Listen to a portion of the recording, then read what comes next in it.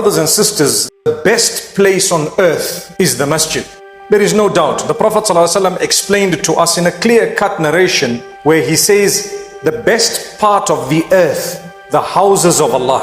Afdalul biqa'i, which means the best of places, houses of Allah. There is no place you could ever be in that is better than the houses of Allah. And from among those houses of Allah, the best of all of them is Al-Masjid Al-Haram in Makkah Al-Mukarramah. Thereafter, Al-Masjid Al-Nabawi in Madinatul Munawwara. Thereafter, Al-Masjid Al-Aqsa in Jerusalem.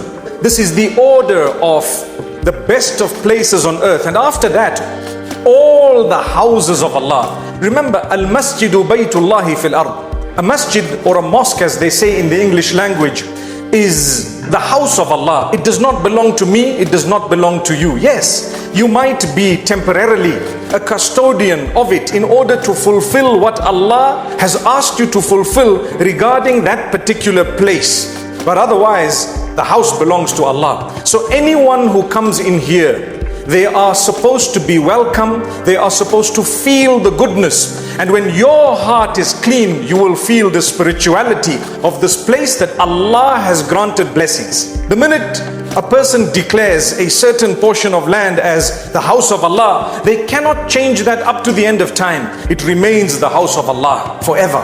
May Allah grant us goodness. Now the worst places on earth, according to the same narration of the Prophet Muhammad sallallahu alaihi wasallam, the worst places are the marketplaces. Why? People cheat, they deceive, they lie, they go in there for various reasons. They forget Allah when they become too engrossed in the worldly material items. You start looking at your motor vehicles, you start looking at your clothes, your perfumes, your watches, your business, and you look at how much money you're making or how much money there is to be made. Instead of saying Subhanallah, Alhamdulillah, let me go to the masjid and thank Allah, we go further away from the masjid and we forget Allah. You think it's a good deal. Look at what Qarun said, and Allah gave him a lot. قَالَ إِنَّمَا أُوتِيتُهُ عَلَىٰ عِلْمٍ عِنْدِي. He said, you know, all this wealth that I've got, I only got it because of my brain, my sharp shrewdness. But Allah says, oh, we are the ones who gave you that brain in the first place. Business has got nothing to do with your brain. That's the reason why those who go to school and continue to graduate further and become PhD holders, etc., etc., are not necessarily the richest on earth. A lot of the times, the richest on earth haven't really been to school, or they've been, but not right to the end, or they haven't even done well. That is to show you that Allah gives whomsoever He wishes. Whether you are educated or not is besides the point. In no way am I reducing the importance of being educated. I'm only raising a fact of life. May Allah grant us goodness. So, whenever we enter the marketplace, remember Allah. Stop your business and go to the masjid to fulfill your salah. Connect with Allah. It might be your last day in this world. You don't want that day to be such that you did not go to the houses of Allah. We all know that we faced a pandemic. We're still facing it today. But do you know what? Alhamdulillah, the Almighty has taken us out of the brunt of it, insha'Allah. We need to reconnect with the houses of Allah. And remember one very important aspect, my brothers, my sisters. Allah places it in your heart to go to His house. If not, He won't want you there.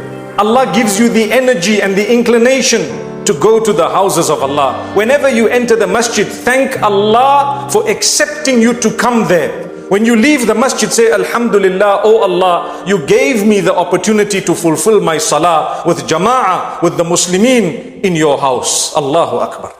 It is only when I'm close to you, I can come to your house with ease, without feeling any negativity. When you're not close to me or I'm not close to you, you cannot just come to my house. Who are you, my brother or sister? One might ask. So therefore, a sign of the closeness to Allah of a worshipper is that his heart is connected to the masjid, to the house of Allah. For that very reason, when the Prophet ﷺ was explaining the VIPs of the Day of Judgment, he says, a person whose heart is connected and hanging in the masjid all the time. Connected to the masjid, hanging in the masjid. In the Arabic language, when we say mu'allaqun bishay'i, it means you are hanging upon a thing, you are connected to it in a way that you cannot detach beyond a certain point. Like there is a rope between you and that place tying you. I cannot go so far away because it will bring me back. Subhanallah, you don't lose the way.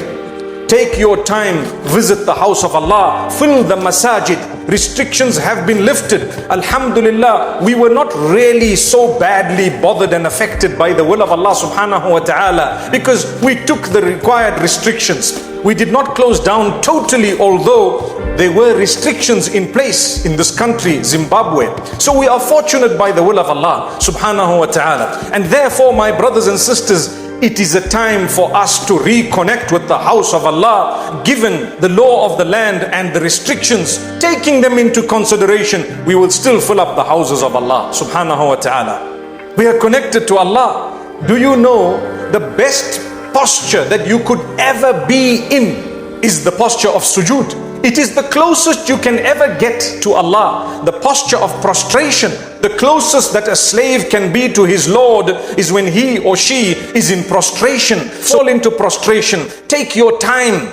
Prostrate for Allah.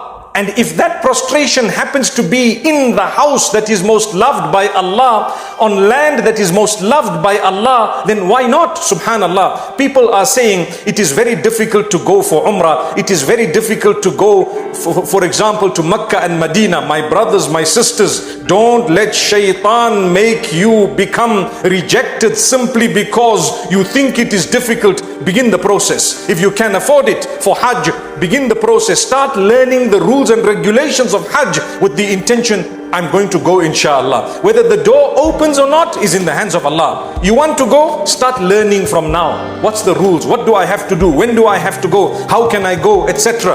Allah will reward you. Allah will open your doors. If you die prior to that, wallahi, you get a full reward of your Hajj. Although you would not have been considered from among those who have fulfilled the Hajj, the reward is a different matter.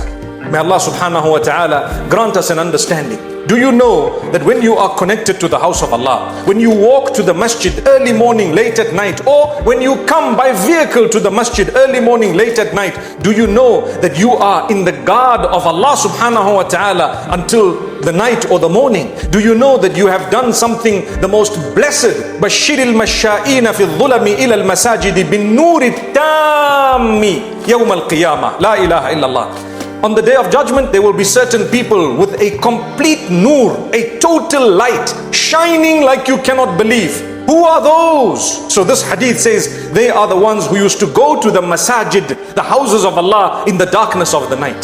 Subhanallah. Salatul Isha, Salatul Fajr. Make yourself available. Allah will open your doors. Make an effort.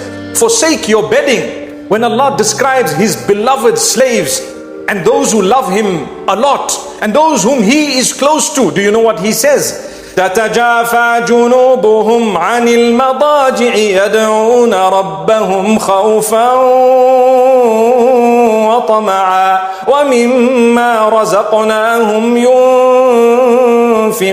يُنْفِقُونَ. One of the qualities, two of the qualities Allah makes mention here. Allah says at night, the worship of Allah for His beloved worshippers is more beloved than the sleep that is also so cozy.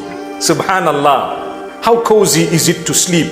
Beautiful bedding. The more money you have, the better the bedding you purchase, the better the duvet, the more grand the air conditioning unit, and so on. All of those, while they are a blessing of Allah, they will also be a means that shaitan can use to distract you from the same Allah. Why? I have a beautiful home, I have a lovely bedding, I have a nice system, now I'm sleeping, snoring. I am supposed to be thanking Allah more, getting up and praying to Allah at night when everyone is sleeping. But because everything is so comfortable, shaitan came and told me, don't worry, just sleep. Allah is Ghafoor Rahim, He is forgiving, merciful. You can do qada just now, which means you can do prayer out of its time. No, my brother, my sister, Allah gave you more, you should be closer to Allah. And that is why, listen to the verse.